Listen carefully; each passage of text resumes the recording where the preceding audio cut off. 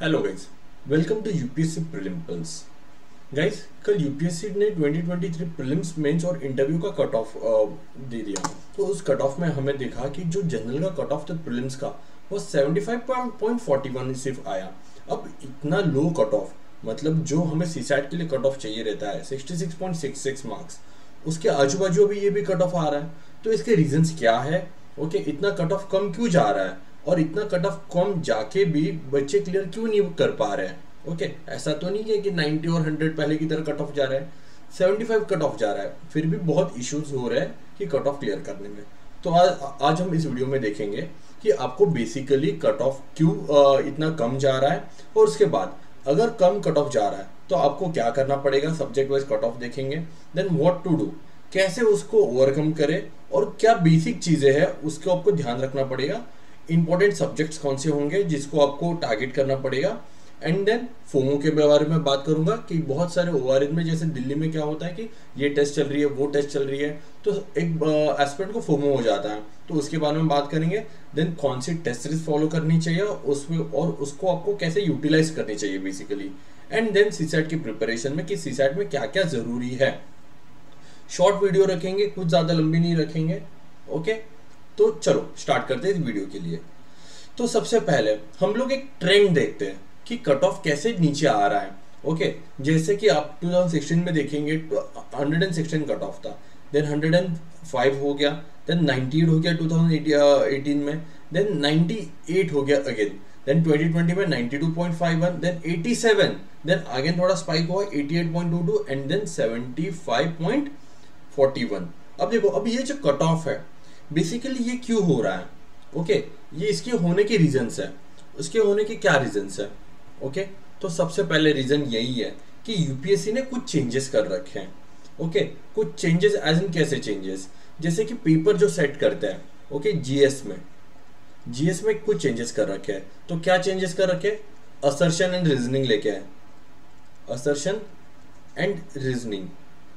Okay, then only one only two वाले statement. तो इसमें क्या हो गया ना, बच्चा पैनिक कर गया, इसमें एस्पिरेंट पैनिक कर गया, अरे ये तो कुछ नया ही है, हमने तो ये कभी पढ़ा ही नहीं है। बट भाई मेरे, इतना तो आपको पता होगा ना, अगर ये जो ऑप्शंस है ये only one only two only three और नन हो गए, बट जो स्टेटमेंट पूछ रहे हैं वो पूछने का ढंग तो सेम ही है ना, वो तो सिमिलर ही है। अब उसके ऊपर फोकस करो, इसके ऊपर क्यों फोकस कर रहे हो? ओके, तो इसकी वजह से बहुत सारे बच्चे पैनिक कर गए जिन्होंने एलिमिनेशन और ट्रिक्स की क्लास लगाई थी, रादर देन अब ट्रिक्स के बजाय लॉजिकल गेसिंग में चले जाते, मतलब स्टेटमेंट को पढ़ के ये स्टेटमेंट रॉन्ग है या सही है। ओके, फैक्चुअल है, जनरल है, एब्सोल्यूट है, ओके, और उसके बाद एक्सट्रीम है। ये 4 टाइप के स्टेटमेंट्स होते हैं। अगर आप उसको देखोगे तो आप आराम से ये पेपर कर सकते थे most of the questions. Okay, अब कट ऑफ 75 जा रहा है नियर अबाउट, चलो 76 पकड़ते हैं पॉइंट में। आपको कितने, अगर आपने 85 भी कर लिए, आप आराम से 30 गलत करके क्लियर कर सकते हो। ओके, आराम से 30 गलत करके एग्जाम क्लियर कर सकते हो। आपको 50 नियर अबाउट क्या 40% भी आपकी कट ऑफ नहीं जा रही है। तो आपको क्या करना पड़ेगा? आपको कुछ एक्सट्रीम नहीं करना है, आपको बस बेसिक को स्टिक करना पड़ेगा। जितना बेसिक करोगे उतना अच्छे चांसेस से क्लियर करने के। जैसे बेसिक के बारे में आगे जाके मैं बताऊंगा कि बेसिक मतलब होता क्या है, बेसिक को कैसे स्टिक करें। ओके, तो इसकी वजह से। एंड देन सेकंड फैक्टर क्या था? सीसैट भाई साहब इतना टफ आ रहा है, मैं क्या ही बताऊं। बट सीसैट को भी काम रखे, एक स्ट्रैटेजी बना के जाओगे ना, सीसैट भी इतना टफ नहीं है, वो स्ट्रैटेजी में आगे जाके बताऊंगा। तो ये रीजन है जो कट ऑफ हमें कम मिल रहा है इसके वजह से, विच इज गुड थिंग मेरे हिसाब से। अगर कट ऑफ कम जा रहा है तो आपको मेहनत कम करनी पड़ेगी, ठीक है। मतलब मेहनत कम करनी पड़ेगी कि मतलब आपके पास जो किताबें हैं, बेसिक किताबें, ओके, सब्जेक्ट की, और एक करंट अफेयर का कोई तो मैगजीन, आपको बस इतना ही फॉलो करना है और पीवाईक्यू सॉल्व करते रहना है। आपको नए नए टॉपिक्स ज्यादा नहीं पढ़ने पड़ेंगे, जितने पुराने टॉपिक्स है उसको ही अच्छा करना पड़ेगा। अब देखो, कुछ चीजें होती है ना, आपको अच्छे से ध्यान देना पड़ता है। ओके, फॉर एग्जाम्पल अगर मैं सब्जेक्ट वाइज वेटेज देखूं यहाँ पे, ओके, मैंने कुछ ऐसे सब्जेक्ट्स निकाले, मुझे लगता है कि वहां पे आपको बहुत अच्छे से फोकस करना पड़ेगा। That is polity, economy, science and tech and environment. Okay, यहाँ पे आपको मैक्सिमम राइट निकालने हैं। और ये जो हिस्ट्री और ज्योग्राफी है, इसमें जो इजी क्वेश्चंस है, ओके, इजी क्वेश्चंस कैसे बोलूंगा? जो डायरेक्ट बुक से आ रखे हैं, डायरेक्ट बुक से, मतलब अगर आपने स्पेक्ट्रम पढ़ी हो और स्पेक्ट्रम की आपकी डायरेक्ट बुक से है, तो अब उसके वो राइट होने चाहिए, और अगर वो क्वेश्चन पीवाईक्यू में आ रखा है तो आपका वो राइट होना चाहिए। ये होते हैं इजी क्वेश्चंस। अगर आप ये 4 subject, okay, polity, economy, science and technology and environment, अगर ये 4 सब्जेक्ट आप अच्छे से करके जाते हो तो नियर अबाउट 65 प्लस इससे ही क्वेश्चंस बनेंगे आपके, और इसमें आप 45 के अराउंड, 45 प्लस के अराउंड क्वेश्चन राइट कर सकते हो, क्योंकि इसमें जो टफ क्वेश्चंस होते हैं वो भी इजी होते हैं। ओके, अगर एनवायरनमेंट के 14 है और करंट अफेयर के, चलो एनवायरनमेंट से रिलेटेड और 5 क्वेश्चंस आएंगे यहाँ पे, ऑब्वियसली आ रखे हैं, तो आप नियर अबाउट 19 क्वेश्चन में से 15 प्लस क्वेश्चन आप राइट कर सकते हो with just basic knowledge. Okay, और एनवायरनमेंट में ना बेसिक से बहुत क्वेश्चंस आते हैं, बट बच्चों को लगता है कि करंट से बहुत क्वेश्चंस आ रहे हैं। अब बेसिक क्लियर करो, बायोडाइवर्सिटी, इकोलॉजी वाला चैप्टर ढंग से पढ़ो, क्लाइमेट चेंज अच्छे से पढ़ो, पॉल्यूशन अच्छे से पढ़ो। अगर आप इतना भी अच्छे से पढ़ के जाओगे ना, आप देखोगे कि यूपीएससी एक ट्रेंड सेट किया है पिछले 4-5 साल से, उसी ट्रेंड से क्वेश्चन आ रहे हैं। देन साइंस एंड टेक, मैं लिटरली बता रहा हूँ, 12 क्वेश्चन है ना, आप 10 क्वेश्चन राइट करके आ सकते हो, 10 क्वेश्चन। ओके, एंड इकोनॉमी में 14 क्वेश्चन प्लस करंट अफेयर से कुछ क्वेश्चंस होंगे, अब नियर अबाउट 14 प्लस, अगर इसके 18 क्वेश्चंस आ रहे हैं ना करंट अफेयर को पकड़ के, आप 14 प्लस इसके सही कर सकते हो, और पॉलिटी में 15 क्वेश्चंस आ रहे हैं, आप 12 क्वेश्चन आराम से सही कर सकते हो with just basic knowledge. Okay, plus PYQ, basic knowledge बस पीवाईक्यू। और हिस्ट्री और ज्योग्राफी अगर इजी क्वेश्चंस आ रहे आप करो, नहीं आ रहे तो आपकी बस का नहीं है, कोई बात नहीं, उसको इग्नोर कर सकते हो। देखो, अब अगर आप ट्रेंड की बात करोगे, देखोगे मोर और लेस जो क्वेश्चंस है सेम रिपीट हो रहे हैं, क्वेश्चन सेम रिपीट हो रहा है, 23 में भी उतने थे, 22 में भी उतने थे, 21 में थोड़ा बहुत आगे पीछे हो रखा है, बट देखोगे मोर और लेस ट्रेंड सेम ही है इसका, तो ऑब्वियसली 24 में भी आसपास ही रहेगा ट्रेंड। तो ट्रेंड के हिसाब से चलो, ठीक है। यूपीएससी कुछ अलग करेगा, कुछ अलग करेगा, मुझे कुछ अलग पढ़ना है, अरे बट जो अलग पढ़ने के अगर जाओगे, जो तो बेसिक जो सब राइट करके आ रहा है वो तो तुम गलत करके आ जाओगे, फिर वो अलग करने का क्या सेंस ही क्या बनता है, मुझे बताओ। ओके, तो ये एक इशू है यहाँ पे बच्चों का। देन तो सर हमें इसमें करना क्या चाहिए, ठीक है, ये जीएस से रिलेटेड मैं बताता हूँ यहाँ पे। ओके, जनरल स्टडीज से related, stick to the basic. Stick to the basic क्या समझो, अब मॉडर्न हिस्ट्री के लिए स्पेक्ट्रम पढ़ रहे हो, पॉलिटी के लिए लक्ष्मीकांत पढ़ रहे हो, ठीक है, एंड देन ऐसे सारे सब्जेक्ट्स आपके बेसिक नोट्स है। ज्योग्राफी के लिए एनसीईआरटी पढ़ रहे हो, ठीक है, साइंस एंड टेक के लिए आपने जहां से किया है, अब इसको आराम से 4 बार रिवाइज करके जाओ, ये बेसिक है। अगर इसमें से क्वेश्चंस आ रहा है, इसमें से क्वेश्चंस आ रहे हैं, तो आपके ये गलत होने नहीं चाहिए, ये बेसिक है। ओके, बट अभी क्या करोगे कि सर नहीं, मैंने बस 1 ही साल का करंट अफेयर पढ़ा है, मुझे 2 साल का और करंट अफेयर पढ़ना है। अगर मैंने पीटी 365 किया है तो मुझे क्या, मुझे सुनिया का ब्रह्मास्त्र भी करना है, मुझे राउस की कंपास मैगजीन भी करनी है, मुझे बाजीराम का करंट अफेयर भी करना है, मुझे 2-3 सोर्सेस करना है ताकि मेरे क्वेश्चंस ज्यादा से ज्यादा राइट आए। अब मैं गारंटी के साथ लिख के दे सकता हूँ, अगर आप ये सारी चीजें पढ़ के भी गए ना, लिटरली बता रहा हूँ, फिर भी आपको 35 से ज्यादा क्वेश्चंस अननोन ही रहेंगे। मतलब कि इसका डायरेक्ट आंसर, कि इसका आंसर यही होने वाला है, कंफर्म आंसर, आप 35 प्लस के ज्यादा क्वेश्चन निकाल ही नहीं पाओगे। तो ये क्वेश्चंस को कैसे करेंगे? तो ये जो क्वेश्चंस है ना 35, ये लिटरली बता रहा हूँ कि 30 क्वेश्चंस तो डायरेक्टली यही सोर्स से आ जाएंगे, जो आपका बेसिक सोर्स है। उसके बाद जो अननोन क्वेश्चंस होते हैं ना, उसको पीवाईक्यू के थ्रू आप उसको सॉल्व करोगे। जैसे पीवाईक्यू में जो लॉजिक बना हुआ है उसको आप सॉल्व करते जाओगे, आप इजीली फिर वो जो बोलते हैं ना कि अननोन क्वेश्चंस है, मुझे टॉपिक नहीं पता है क्या क्या हुआ, बट फिर भी पीवाईक्यू के लॉजिक से मैं उसको निकाल सकता हूँ और लिटरली उसकी एक्यूरेसी भी मेरी बढ़ेगी। ठीक है, तो इसके लिए मुझे क्या करना पड़ेगा, मुझे पीवाईक्यू करने पड़ेंगे अच्छे से। 2014 से लेके 2023 तक के 3 सेट करने पड़ेंगे। ओके, मतलब 3 बार उसको करना पड़ेगा। सबसे पहले एक सिंपल सी चीज बताओ, समझो आपने 2024 का पेपर आज सॉल्व किया, तो नेक्स्ट डे उसको पूरा एनालिसिस करो। जो गलत हो गए तो सोचो कि गलत क्यों हो गए और उसको सही कैसे कर सकता हो। विदाउट नॉलेज उसको सही कैसे कर सकते हो। और जो गलत हो गए ऑब्वियसली आप वो देख तो लोगे कि उसमें क्या है इशू, लाइक वो टॉपिक आपको आता है नहीं आता, अगर नहीं आता तो उसको अच्छे से पढ़ो। Okay, then give mock test and apply your knowledge and logic. देखो मॉक टेस्ट का पॉइंट क्या होता है, मॉक टेस्ट का पॉइंट यही होता है कि आपने जो पढ़ा है अगर वो एग्जाम में आ रहा है तो आपको अच्छे से करना पड़ेगा, ताकि ये जो 35 क्वेश्चंस आते हैं आपके, ठीक है, जो नोन के आप बोलते हो कि सर कंफर्म ये राइट होगा, अब इसको अच्छे से करो।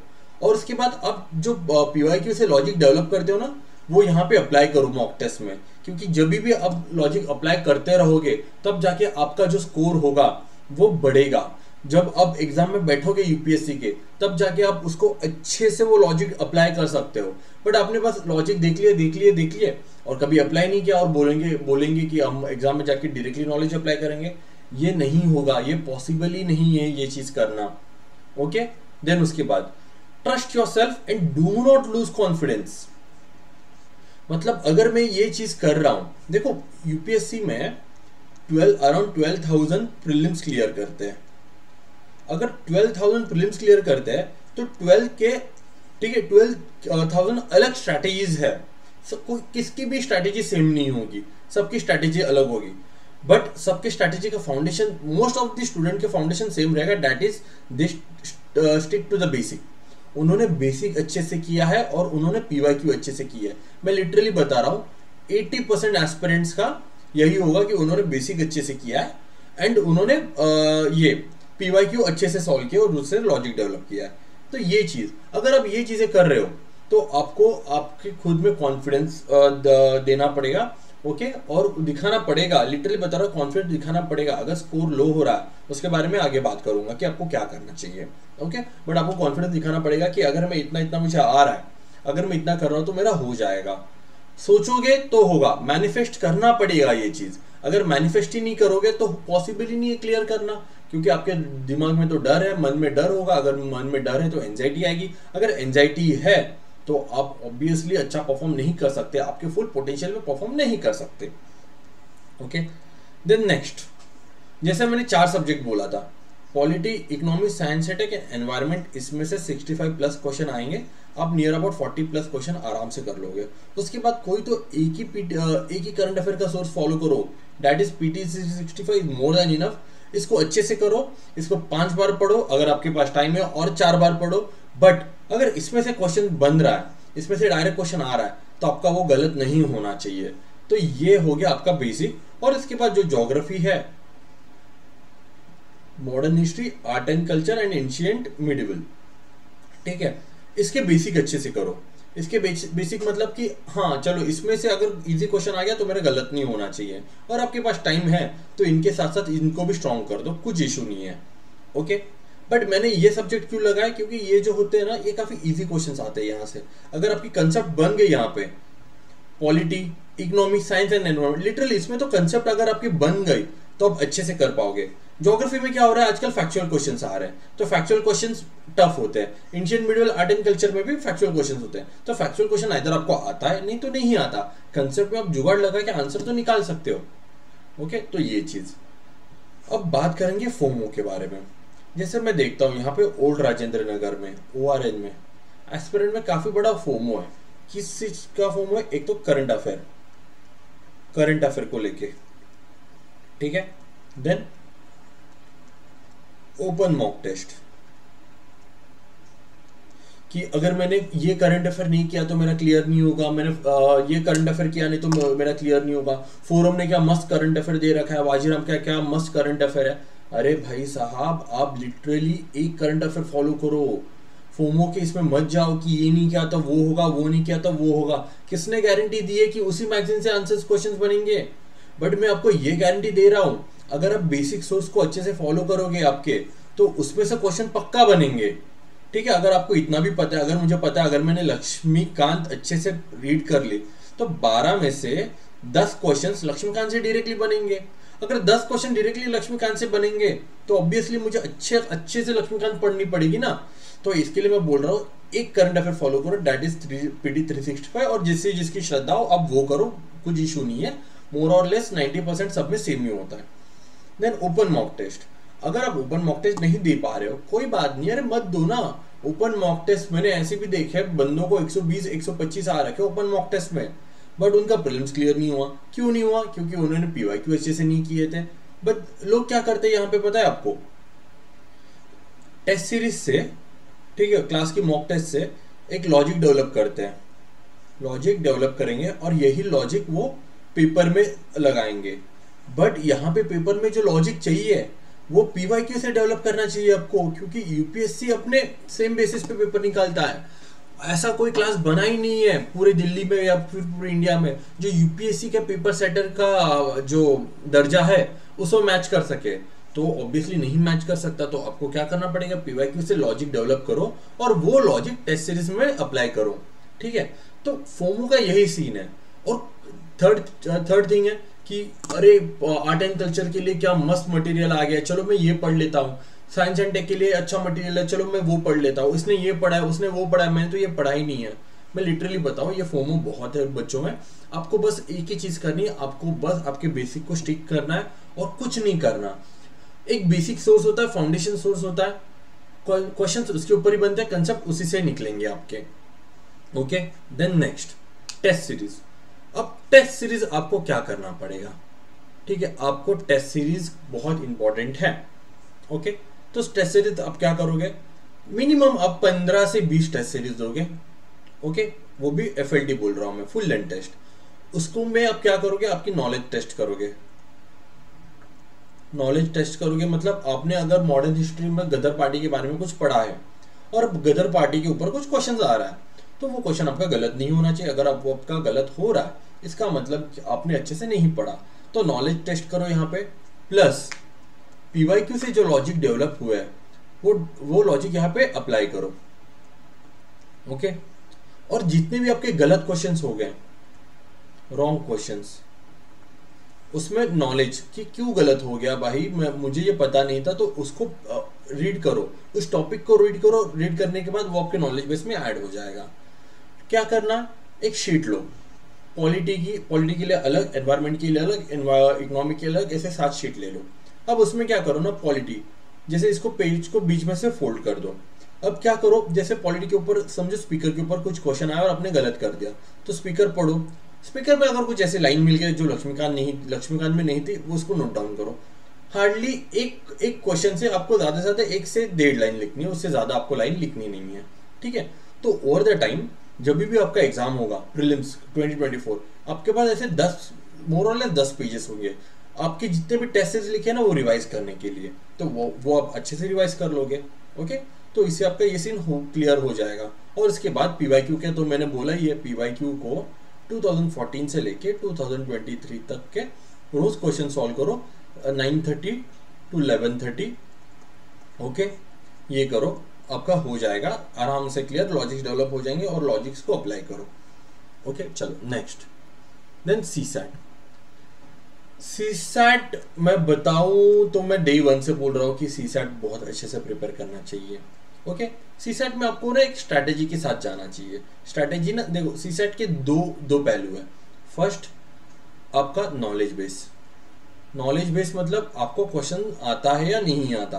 फॉर एग्जाम्पल परसेंटेज के हर एक टाइप आपको आता है, नंबर सिस्टम आपको आता है, परमुटेशन आपको आता है नहीं आता। दूसरा है पेपर सॉल्विंग स्ट्रैटेजी। आप देख सकते हो पेपर सॉल्विंग स्ट्रैटेजी मैंने दे रखी है पहले से मेरे चैनल पे। ये दो नॉलेज है। अगर आपके पास नॉलेज होगी बट पेपर सॉल्विंग स्ट्रैटेजी नहीं होगी तो आपका क्लियर होना बहुत मुश्किल है, क्योंकि आप पैनिक कर जाओगे। और अगर आपकी नॉलेज ही नहीं है और आपके पास पेपर सॉल्विंग स्ट्रैटेजी है, तो नॉलेज का हमें कोई अचार विचार डालना नहीं है, तो उसका भी कोई यूज नहीं है। तो आपको दोनों का सिंथेसिस चाहिए। ओके, नॉलेज का और पेपर सॉल्विंग स्ट्रैटेजी का। अब जब भी आपको इसका सिंथेसिस बनाओगे तो वो आप अच्छे से सॉल्व कर पाओगे पेपर। अब क्या कर सकते हो, अगर समझो कि आपका नॉलेज अभी तक बिल्ड नहीं हुआ है, फॉर एग्जाम्पल कुछ चीजें आपका हुआ नहीं, अब क्या करो ना, 50% जीएस को दे दो अपना टाइम, 50% सीसैट को दे दो। मतलब अगर 9 आवर्स आप पढ़ रहे हो, ठीक है, तो 4.5 आवर्स जीएस को दे दो, 4.5 आवर्स सीसैट को दे दो, क्योंकि वो इंपॉर्टेंट है। जब आपका सीसैट का पूरा नॉलेज बन जाएगा, आप सीसैट का टाइम थोड़ा रिड्यूस कर लो, 3 घंटे कर लो और यहाँ पे 1.5 घंटा और बढ़ा दो। ओके, और ट्राई करो कि इसमें जो अगर लास्ट के 20 डेज है, 9 घंटे के आप 13 घंटे आराम से रीडिंग बढ़ा सकते हो, कुछ इशू नहीं है। तब चाहिए, ये जरूरत है। Okay, then focus on important topics. कौन से इंपॉर्टेंट टॉपिक्स है? ओके, कॉम्प्रिहेंशन, क्यों 27 क्वेश्चंस बनते हैं। Number system, permutation, combination, average and probability. ठीक है, 25 प्लस 6 प्लस 3 प्लस प्रोबेबिलिटी 3 कितने हो गए? ये 31 एंड ये 6, 37 क्वेश्चंस, मतलब नियर अबाउट 54 क्वेश्चंस में से 34 क्वेश्चंस इसी 4 टॉपिक से आते हैं। एंड देन रीजनिंग क्या और पीवाईक्यू जितने भी टॉपिक्स आ रखे, ब्लड रिलेशन, नंबर सीरीज, उसके बाद क्या आ सकता है, seating arrangement, okay, ranking, calendar, clocks, syllogism, missing alphabet, okay, and XYZ। जितने भी टॉपिक्स है मैंने दे रखा है, मैं इन सीसैट की पूरी आपको लिंक दे दूंगा डिस्क्रिप्शन में, आप वहां जाके एक एक वीडियो चेक कर सकते हो। तो बेसिकली सार यही है, जितने इसका पैनिक नहीं करना है, बेसिक को स्टिक करना है, वो चीज़ें अप्लाई करनी है, यूपीएससी में जाना है, पेपर अपना सॉल्व करके आना है, जितना आपको आता है, जितना आपके जो अपने स्ट्रैटेजी डेवलप की है वो करना है, बस उसके आगे आपको कुछ नहीं करना है। अब इतना कर लोगे तो आपका जो कट ऑफ है ना, ये अब ये जो कट ऑफ है आराम से प्लस 15 मार्क्स इसके ऊपर रहोगे। ओके, तो बेसिकली इतना ही है आज के वीडियो में। आई होप आपको वीडियो पसंद आया रहेगा। अगर आपको कुछ इशू है तो आप मुझे बता सकते हो कि क्या करना है, कुछ इशू है आप कमेंट बॉक्स में मुझे बताओ। ओके, चलो guys, thank you so much for watching my videos.